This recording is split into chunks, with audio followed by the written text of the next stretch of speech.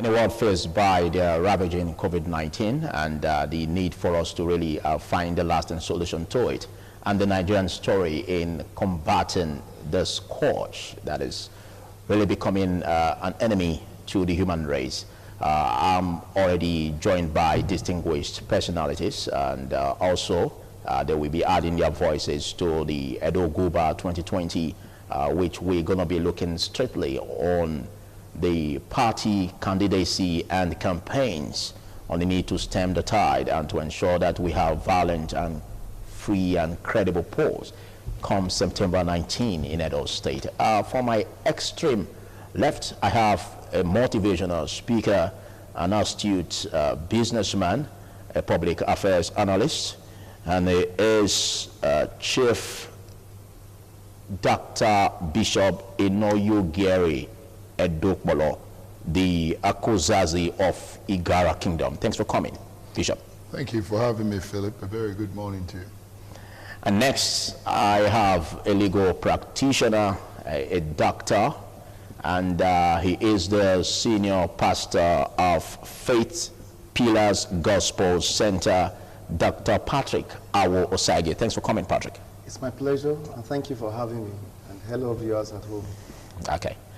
Well, I'll start with you, Chief. We have this whole pandemic issue that is ravaging hard on the human race. And we had an exercise of lockdown in Nigeria, following suit other countries of the world that also did an exercise on lockdown. But again, just yesterday, we had the announcement by the federal government easing restrictions on the interstate borders, where we're going to be having fresh air and movement by travelers on interstate outside curfew hours. But let's take a measure, an assessment of these measures by federal government and the impact it's making. Can we say that we have a better pitch, or can we say that the policies of government in this direction are yielding positive results? Well, if you ask me, I think the first thing we have to be putting into consideration is the second wave, whether or not there will be a second wave. It is very important at this time for us to recognize that the enemy has not departed, and that measures must be continuously being put in place by the federal government to persistently continue to checkmate or to follow the rules of WHO, and to make sure that more precautionary measures are put in place in order for Nigerians to follow these proceeds, because the Nigerians are watching the federal government, and they believe that whatsoever they say, in most cases, the indigenes can read wrong minutes to the signs or the body language of the government. So the idea of the government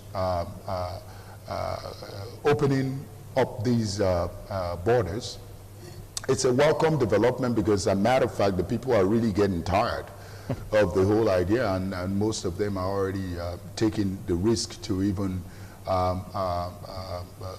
bridge the lockdown rules, even prior to now.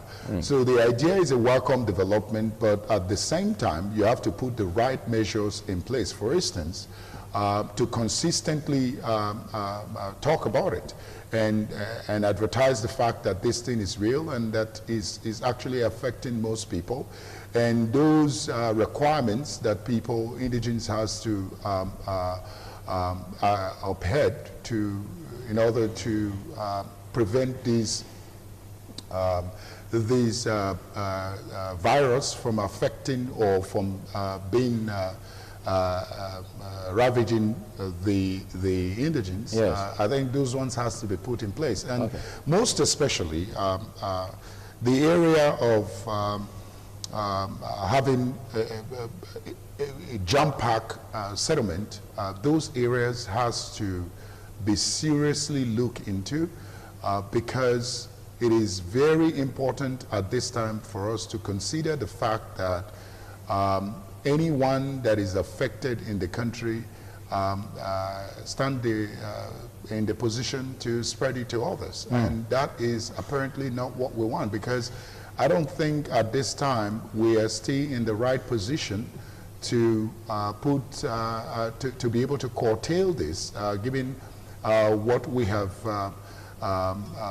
put in place so far. And, and a matter of fact, if you look at the information we are getting from the Ministry of Health, it's clear that we are still struggling. And we have not had a grip so far in this pandemic. I'll put it in the state of managing. We're currently managing it. Okay, thank you, thank you. Now let's get your bite on it, Dr. Patrick. Now we have this issue where we are saying the possibility of schools reopening. In spite of the infections figures that is increasing every day, and we have this aspect where there's this fear that the community transmission could go a long way to also bring all the measures of government into disarray. What do you think? Thank you very much. Like my take on this is really, really unfortunate, because I would say I don't see the government, or I don't believe the government have done enough ordinarily, because when you have a situation like this, you know, a world setting situation that has become a ravaging you know, epidemic in that regard. I see it as more paying lip services to it. You look at high-profile government personalities that passed on, except for the very recent one, and the person of the past, the former Oyo governor, who wherein they observe, you know, social distance, and they didn't allow gathering of large crowds in political rallies that has been, you know, spearheaded by those that lead government affairs, as it were, the former chief of staff, you know, Bakari, and as you see, a whole lot of. And the question again is, you're talking about an epidemic that's ravaging the world, and is, you know, killing, is deadly. We saw it, we do hear it on media everywhere. But what measures have you really put in place? And we are over 200 million Nigerians today. And the big question I keep asking, go to the NCDC website, and then you find out the number of persons that have really been tested, you know, except you develop some symptoms that keep saying come to some testing centers. Are those testing centers, are they testing you for coronavirus? Or you are being tested if you have symptoms of cold, which could, a lot of things could necessitate that. But my own take is this.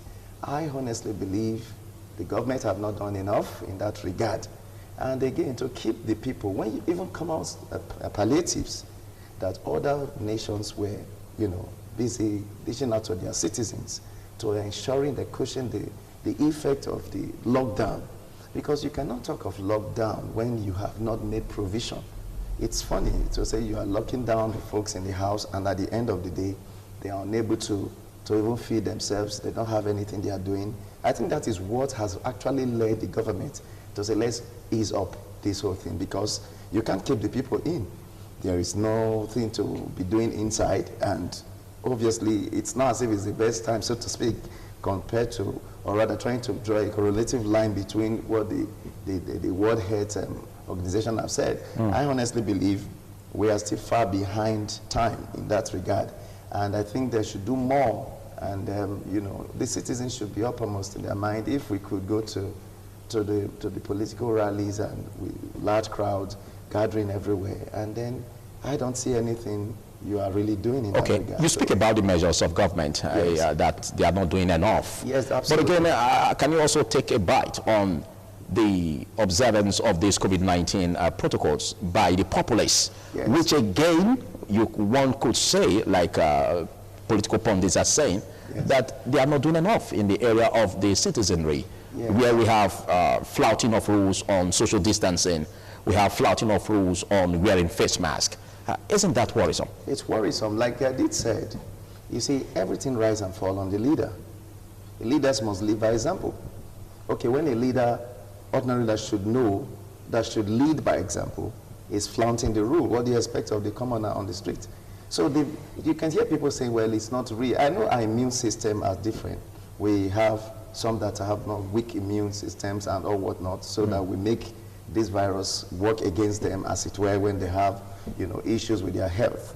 It's not a death sentence like it's been, like the way we're making so much mountain out of a molehill. It's just to observe these rules. But why will they observe the rule when you that is saying observe the rule? I remember somewhere, I don't want to mention the place we were, somebody was saying, hey, you should keep social distances, you shouldn't come, we should not do this. I'm in the courtroom, let me just be specific, And the person that was announcing, the lawyers will have to ask, you that is saying it, you are not wearing your facial mask.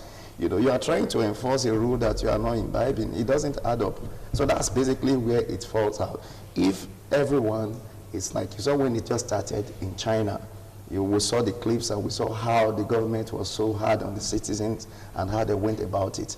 When you are looking at the officials that should carry out the enforcement, he is not living up to expectation. He is not doing the needful. And you are saying, there's this tendency for me to see it as a joke. That's how it sounds. Okay. I honestly believe that I'm not debunking the fact that there is a coronavirus. I also disagree with the fact that the way it's blown out of proportion is what I'm not concerned. I'm really worried about. These are not things that we say is a death sentence. You can measure, keep up to these rules. Government of the day, you have not done the needful. And we continue to say that. You have not done enough. Basically now, in the area of testing? In the area of testing and even in the area of imbibing and keeping to the rules. Okay, being examples. Being examples. You are not keeping, it's when you want to televise, you want to come out on public place, then you now begin to wear your facial masks. Many of them, they live their normal lives and live the way they want to live. So people are watching you. So leaders should learn to keep to rules and live by example. Okay. Because it was just the usual way we see officials of government drive past, the traffic light and nobody says anything. Even the road, the traffic warden, we even to salute them as they cruise through, flaunting the rules. So these are some of the hiccups we have. And the people will not do the needful until they find a genuine and a very sincere leader to follow. Okay, Chief Inoyogeri, let's look at this critically, the aspect of opening the interstate borders. Do you think this is so quick for the federal government to do, knowing that we've not flattened the curve on the pandemic? Well, if you ask me, first of all, we have to look at the area of testing. I personally has been faulting the testing process globally. I think when we have to be very careful when we're analyzing issues that has to do with this pandemic, most especially classically in Nigeria, because this is a global pandemic. It's not just one country pandemic, epidemic. The idea of we not paying attention to the testing process, I think is a cause for concern. My area of counsel to the federal government or the Ministry of Health is the area of the testing process and the materials that they are using in testing our indigents in the country matters a lot. We don't know where these things are coming from.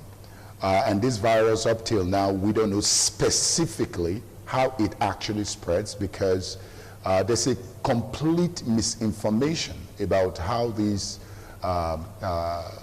information of how this virus does spread, and that has landed the people into the state of confusion.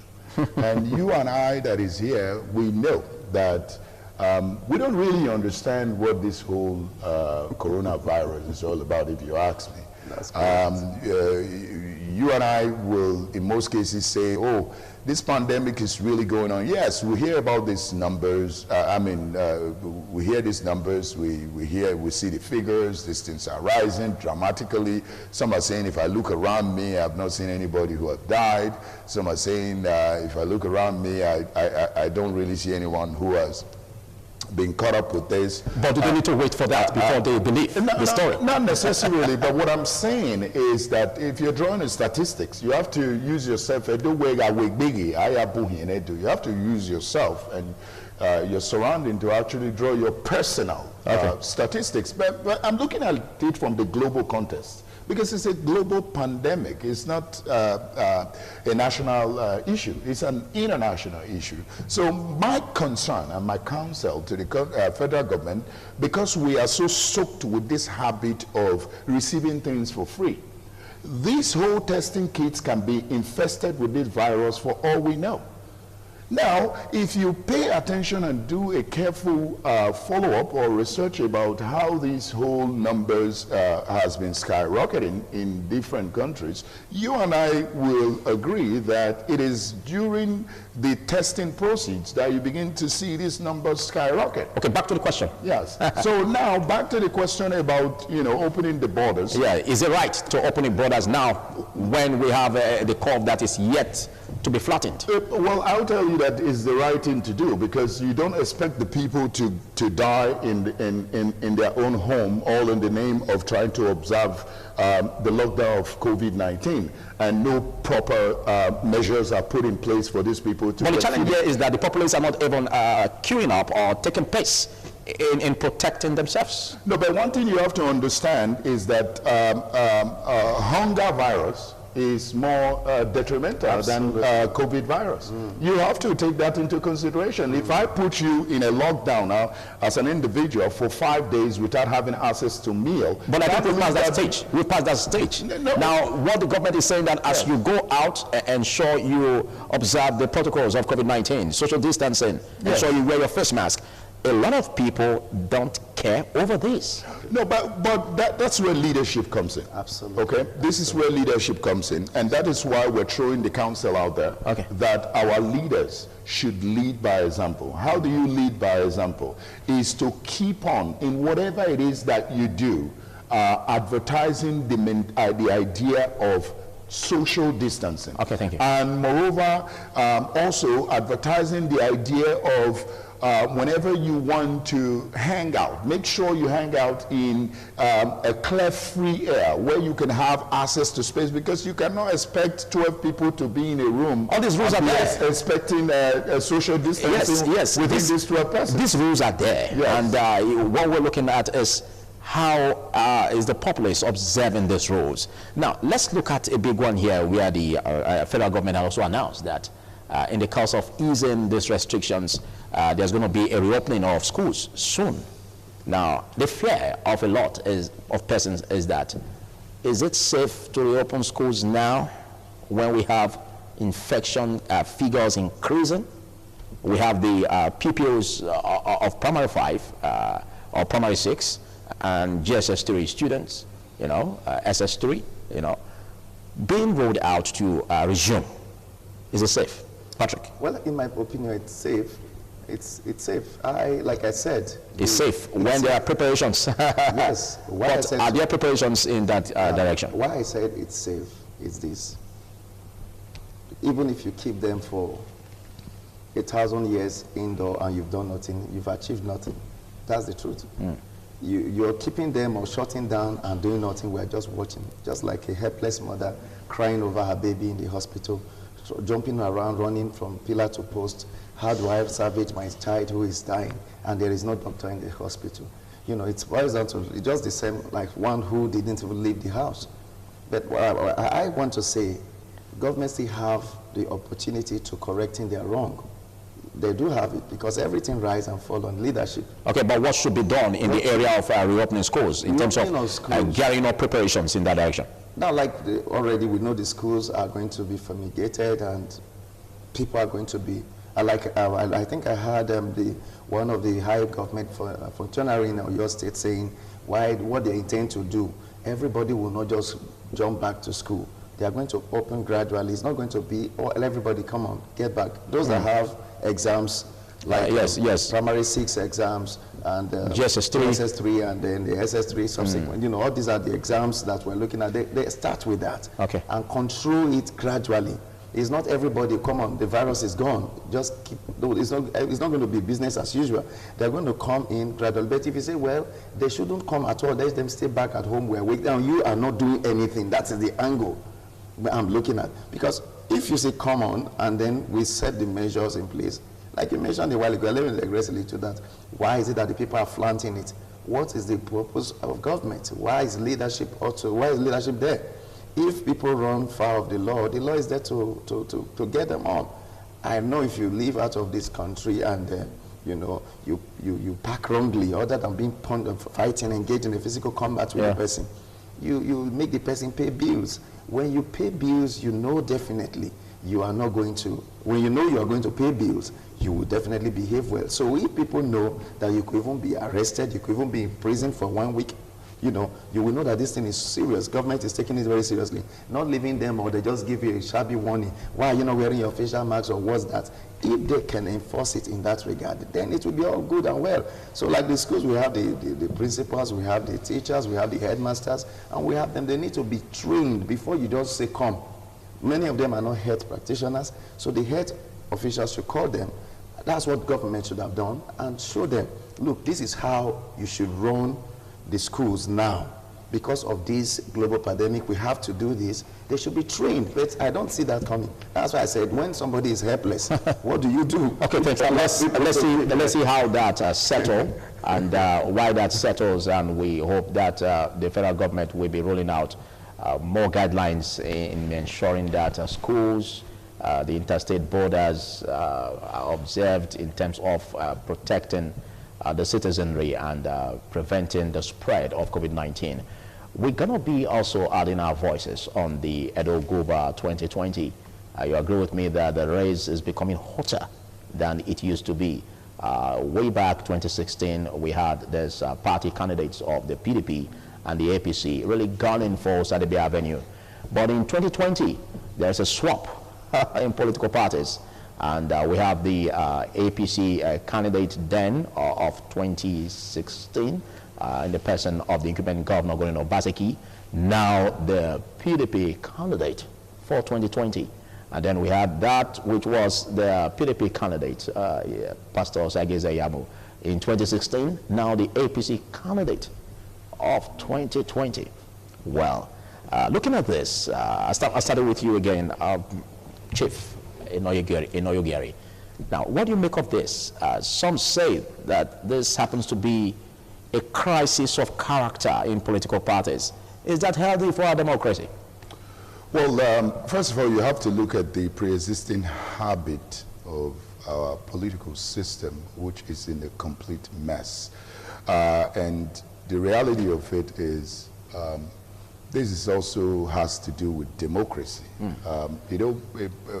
In most cases, most Nigerians are addicted in condemning and looking at the negatives of their own country. I think these are the negative factors of democracy itself, and not necessarily primarily to Nigeria. But if you look at Nigeria in question, you will realize that there's a pre-existing habit which needs a paradigm shift about the two political party system.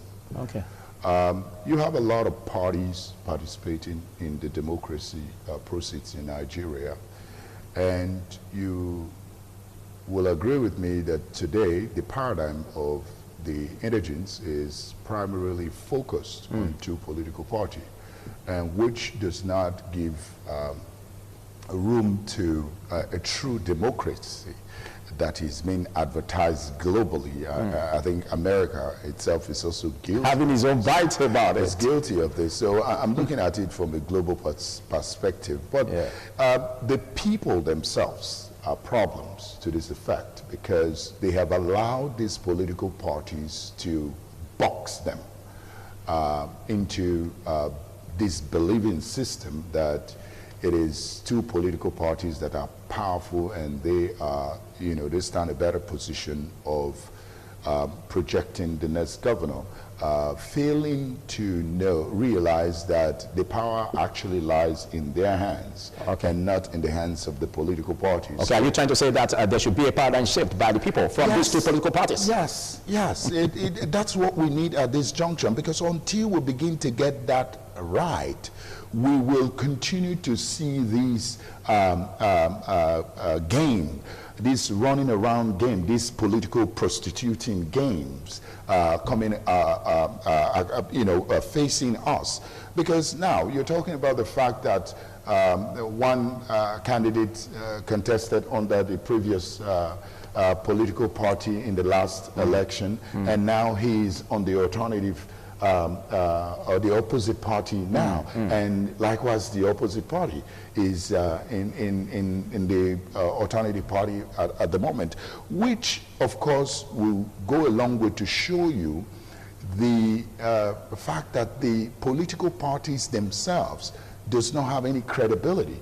So they basically are just focusing on one thing, and one thing only, which is how to just win election, irrespective of who they are projecting.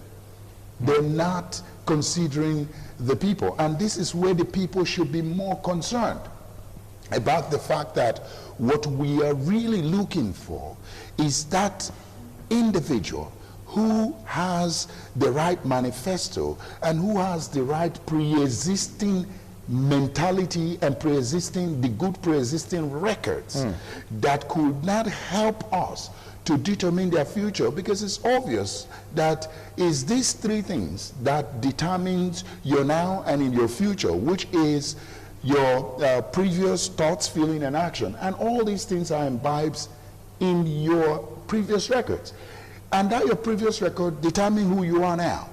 And it's already a habit. And that same habit is going to determine who you will be.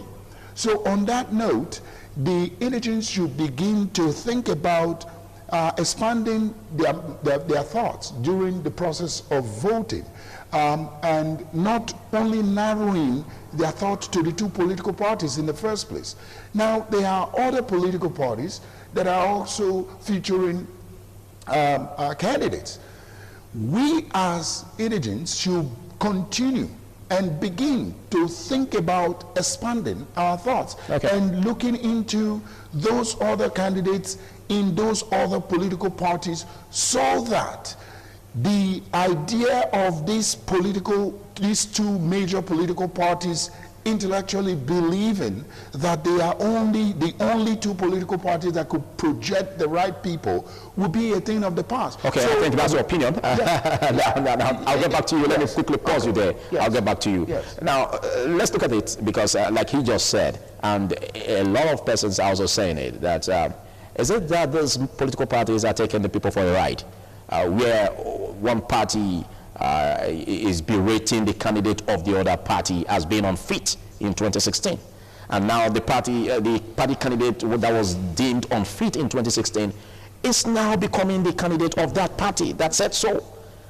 Do you think they are taking the people for a ride? What do you think?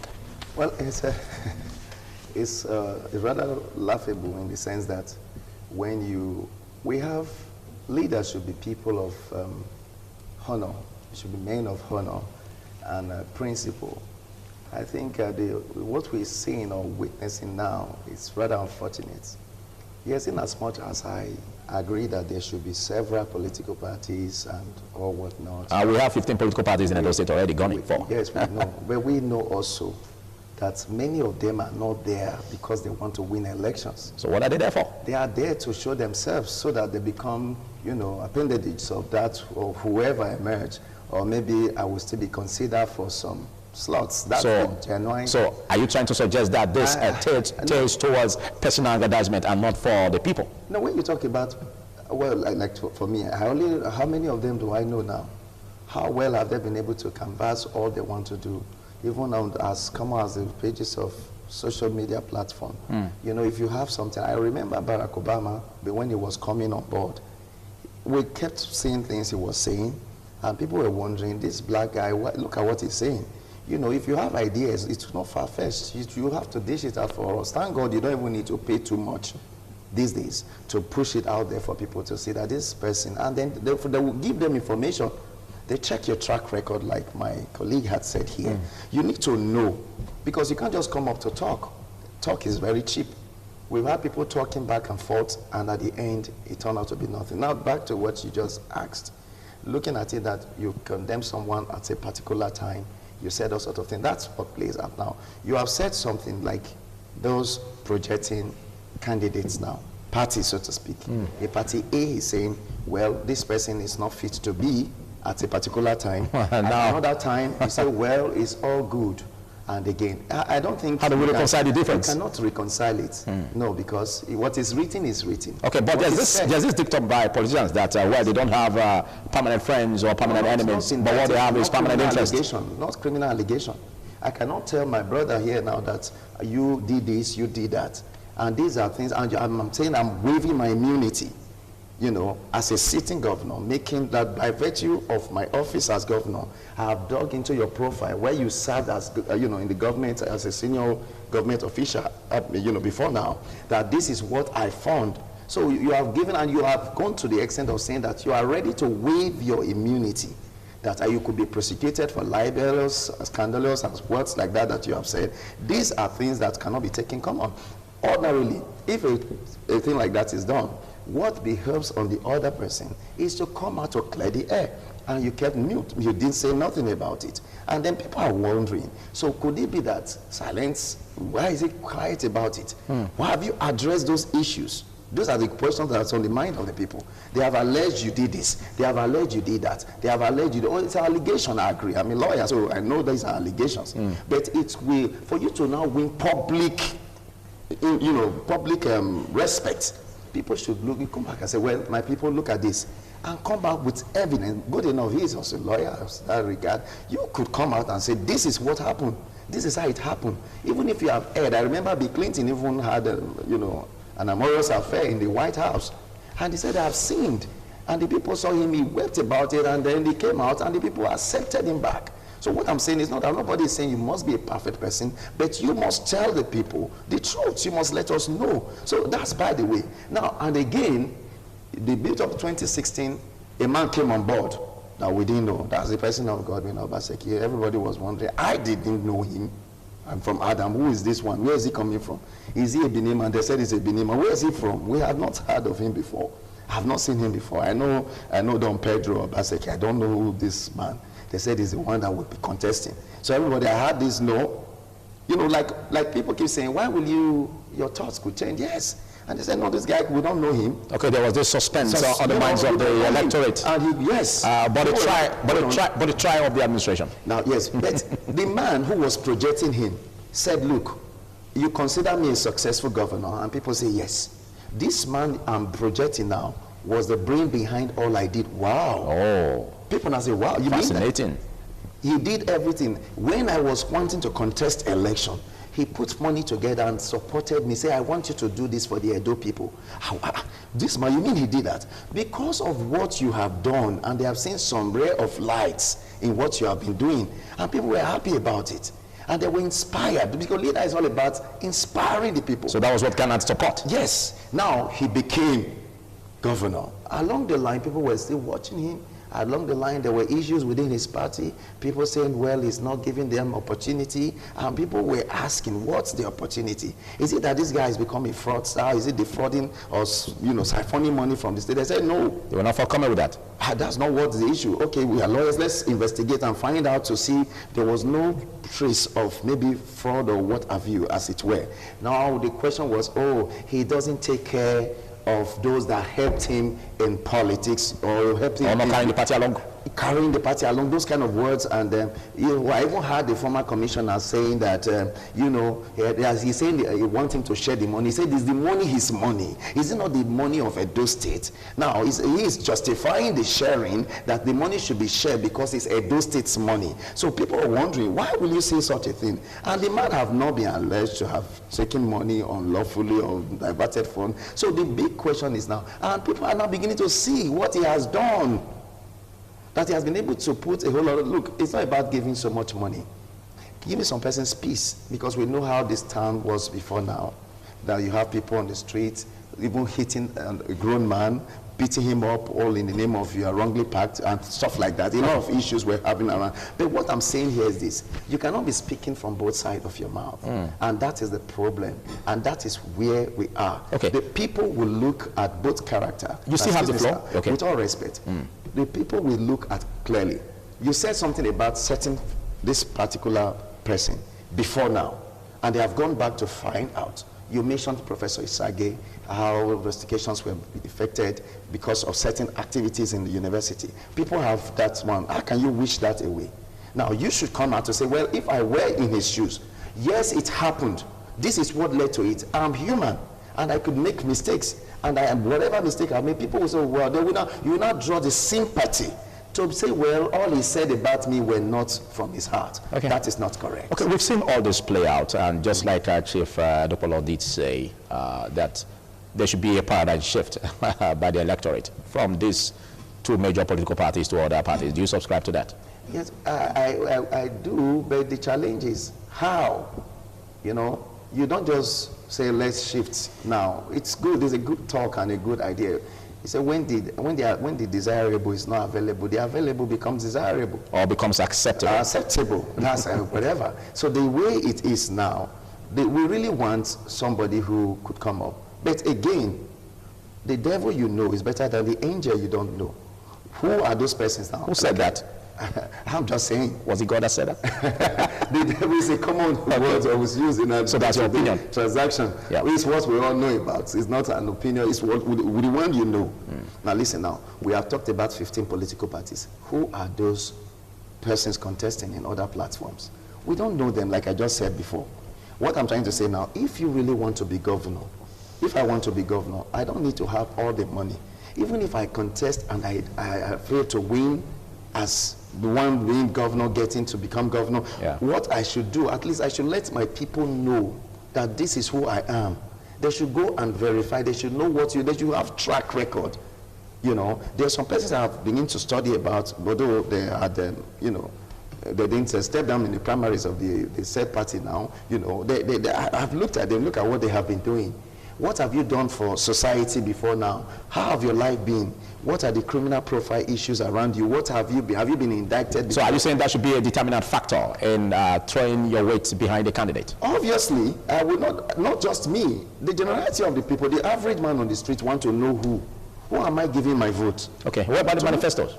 The manifestos, it's all together. Okay. You can, like you see, you could come up with a beautiful manifesto. This is what we want to do. Your manifesto is good. However, if someone who have an opposite character is coming up with a beautiful manifesto, we've had that before. We're going to put up street lights. We're going to do this. They're beautiful manifestos. We're going to ensure that school fees have been taken off from schools and folks are not going to be paying school fees anymore, and a whole lot of stuff like which never happened. I remember again when the former governor, when he came up, he said no more tickets. He cancelled it, I think, at the stadium when he was being sworn in. I'm talking about Adam Soshomolete. Okay. He said no, and the people jumped up and they screamed. They were so excited. But it's a couple of weeks afterwards, they came up with an organized way of getting that done. So it's not just what you are saying. Winston Churchill, I think that was credited to Winston Churchill that said, politicians don't believe themselves. They are surprised when you believe what they are saying. They are just talking. Come on, it's fun to talk. That's just part of the game. And you know, and I don't want to match that up with what one of the candidates said. Well, what he said about me was just mere talk. No, there are allegations here that needs clearance, that need to be cleared to the generality of the public. Okay, thank you. Thank you so much for taking our time to be here, Dr. Patrick Awosaige, and big thanks also Chief Bishop Dr. Enoyegeri Adupolo. Well, much has been said here, and we're going to be taking a break, and after this break, we're going to be expanding on the frontiers of this discussion. Don't you go away.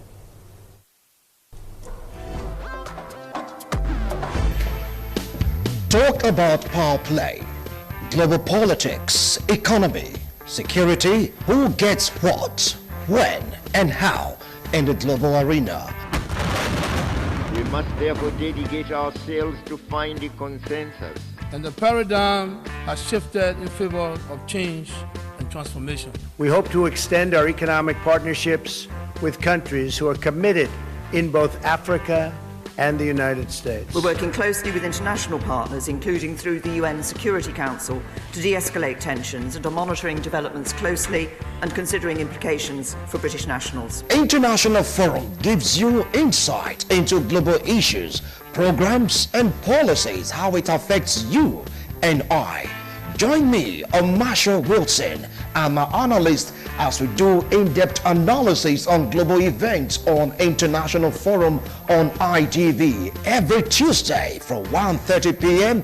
to 2:30 p.m. Do keep a date. It's still TMI, and I still have the presence of the president of EDO Progressive Indigenous Association, also known as Indigenous EDO Indigenous Movement, EIM. He is the president and founder of that association. Talking about Chief Bishop Dr. Inoyogeri Edokbolo. Thanks for staying with me, Bishop. Thank you. And I have just been joined by the senior pastor of Rest and Blessed Glorious Assembly. He is a public affairs analyst, and he is Pastor Egwagi Omogbe. Thanks for coming, Egwagi. Thank you, Mr. Philip. God bless you. Okay, let me start with you, Egwagi. We are in the whole race of ensuring that we have a free and fair, credible polls in Edo. And in spite of the pandemic, there's this need for each political party to stick to the rules. And just recently, INEC rolled out the guidelines. And one of it being that the political parties must give a 7-day notice to the electoral umpire, INEC, before they embark on the rallies in order to prevent the spread of COVID-19. What do you make of this whole development, Pastor Egwagi? Yeah, thank you very much. It's a welcome development because we are seeing the effect of the coronavirus, COVID-19 at its way, the ravaging effect. So I believe it's a welcome development that the INEC can come up with such program, telling everybody to be very watchful and mindful of how they go about their campaign. So we are not disturbed about that. So all aspirants, all campaign leaders, they should put measures on ground to guide against this issue, that everybody can have a fair and a very good atmosphere. Okay, let's look at the party primaries. We have the major political parties, the PDP, the APC. Will you say that the process really depicts that they stick to the observance of the COVID-19 protocols? Looking at the picture, looking at the record, you know that the campaign, in fact, they came to apologize anyway. Nobody heard it. So the structure... When you say they came, who came? What party came? Or what parties came? No, the leaders. We saw them on television. So the structure, the organization was not too okay. Okay. The organization of the... You mean they didn't observe it stricto sensu? Yeah, they didn't stick to the laws and all that. So okay. we are not disturbed about that. But what we are saying is this: if we are going to have a very good atmosphere for the conduct of this election, this COVID-19 issue must be properly put in place. Everybody must mind the affairs and whatever we're going to do in order for us to achieve the laudable achievement. Yeah. Okay. Let me throw this question again to you, Chief. Let's look at this process of the primaries that brought about the emergence of the political party candidates. Do you see it as the primaries that really stick to the COVID-19 protocols or not? Well, if you ask me, I think there has been consistent breach of that. Right now, because of the turbulence rocking the political parties, yeah. I think they completely undermine the effect of COVID-19, and they prioritize the power tussle. And on that note, that is not necessarily for the interests of Edo indigents. And we believe that these leaders' attitude has to be held accountable. The life of indigenous people matters, and it must be taken as the priority of whatsoever each and every one of our leaders embark on. What these leaders has to understand, sometimes when they get drunk with their power, we want them to understand that they are servants and they should consistently take that into consideration whenever it is that they are doing anything. And at the same time, they should also understand that the effect of their actions is rubbing off of all the indigents in the state. And also that itself is to be taken into consideration when we are making decisions as a people. I am personally not impressed by the two political parties with the way and manner they're going about with the election process. I mean the primary. The way the primary runs. Yes, I'm not personally impressed. I think they should improve on that. And going into the bigger picture, which is the election proper, which is going to attract a lot of indigents out of their home to participate in the election, of which is their right to do so. Our concern is more about the welfare and also the safety, the health of our indigents matters a lot to us because our people are to follow leadership. That's what they do. Whatever the government says, they follow. And whatever the government is doing, they see it as the right thing to do. And they follow suit because majority does not have a mind of their own. So that is why it is very important for our leaders to understand that you are not just acting or demonstrating your action to better or impress or motivate your political party, but at the same time your attitude and your body language is rubbing, or action is rubbing off of the entire indigents of the state. So that as far as I am concerned, I think our people should be speaking more about where our leaders are going wrong and what they are doing not in line with how they expect us to be able to be successful in this whole pandemic process, period. Okay. But the good news is that luckily enough, even if we have about 940 something I think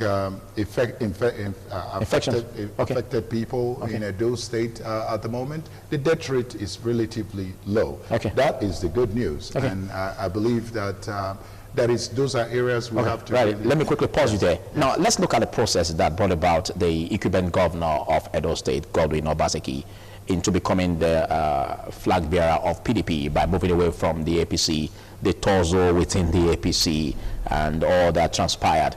Do you see the act of the governor as an act of desperation? No. In getting this post? This is not just... Or is an act of serving the people? If you look at the dailies, one of the dailies a few days ago, I read it. The governor said I was almost giving up based on the crisis that was looming the party. Okay. So it's not an act of desperation. Okay. It's an act of simply having the mind to serve the Edo people. So you see, what is happening in APC has been foreseen many years ago by the man called Ife, the man that designed the national flag. Really? He told us that what we are seeing is a mega party about 5 parties came together to form this party. He told us that this, what we are seeing, is going to play out in the near future. And that's what we are seeing today. So what APC is facing now has been foreseen by so many people. So this is not a record. It's not a new thing. We know that this is going to happen. So now what... So do you see the process that transpired as a plan to take out the incumbent governor from the party? Yes, if you look at it, the whole record, the whole process, I will see there's an hidden agenda to stop the acting governor, the ambition, the performing governor, okay, the ambition of the Obaseki. So we've seen it.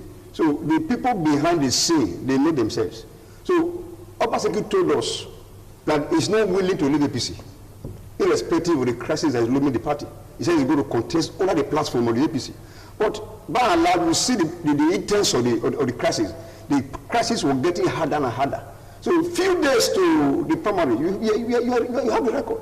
That the man the supposed governor, the man that won the last 4 years, starts the state governor with all the credentials. Now they not telling you that the credentials were 40. See, these are very fun issues. So the coming to PDP of our governor is not a desperate act. Okay. We see it as a act that God has ordained for him to become the next 4 years governor, because many projects are on ground.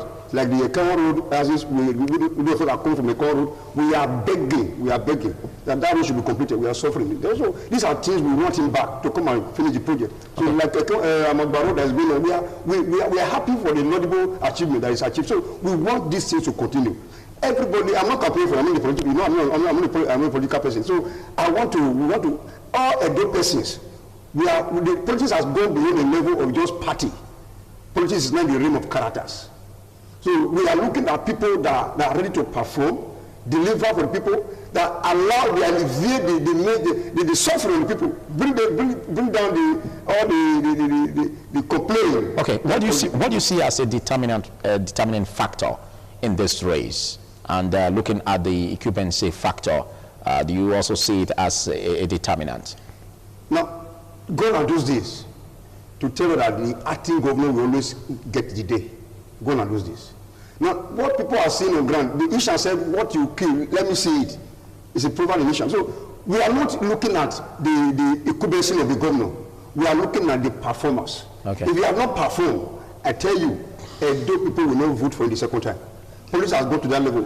Gone are those days where we rate politics like the time of NROC, SDP, UPN, NPN, that politics was like a court group. Now, if you don't belong to this group, you are just enemy to the other group. We have gone beyond that level. So what we are saying is that any party that is ready to perform for the society, that the party gets the day. Okay, do you feel same looking at the records of the incumbent governor? I think what the individuals should be looking at is the manifestos and the technical know-how of an individual and their previous record. Okay. Yes. If you, as an individual, want to cast your vote, you should be looking at the long term. Our concern as indigents is about the continuation of projects, okay, and the bigger picture. Now, the idea our people has been exposed to a very smaller picture, and that smaller picture has been driving their votes.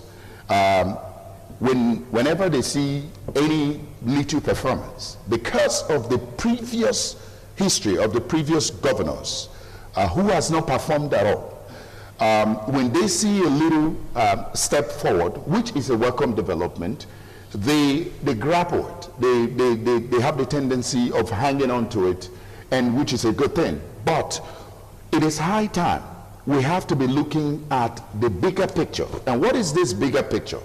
We need all these indigents who are candidates. As you know, we're not partisan movement.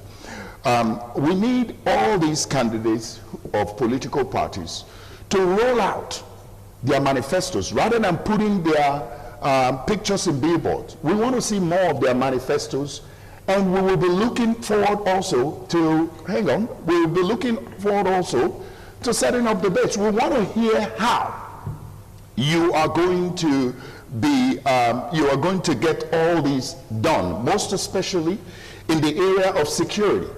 These are areas that matters to us. You and I have seen how insecure over the years, how the people has been very uncomfortable with the invaders of the headsmen in our rural areas, and our people has been very uncomfortable, and at a point people were becoming very uncomfortable in the state to live in. That is our concern. Now, how are these candidates? Is that in the control of the state or the federal? Well, it's in the control of the state because the governor has the right to take a position or to that effect. Okay, I remember vividly in our previous chat where a question was thrown at you about the performance of the incumbent governor. Yes. And you rated out of 10%, you rated him 6.2. That's 6.2. That's correct. Does that still stand? Well, it does stand. There's no doubt about that. But what we are saying is that we need, listen, I am representing Edo indigents. And what it is, he is an indigent. Izeyamu is an indigent. Obaseki is an indigent. We want, they have, and all the political candidates are indigents. It is a welcome development for them to contest. Yes, we have seen some progress in what the current governor has done. There is some progress. Okay. There is no doubt about that. But what we are saying is that we need more in the area of security. This is what matters to Edo. It has nothing to do with power now. Thank you. This is what matters to Edo indigents. We need those areas to be dealt with. We need Edo indigents to be secured because there has been a setback in tackling the insecurity of the herdsmen in Edo State. That is a matter of fact. Okay. And also, the instability of electricity.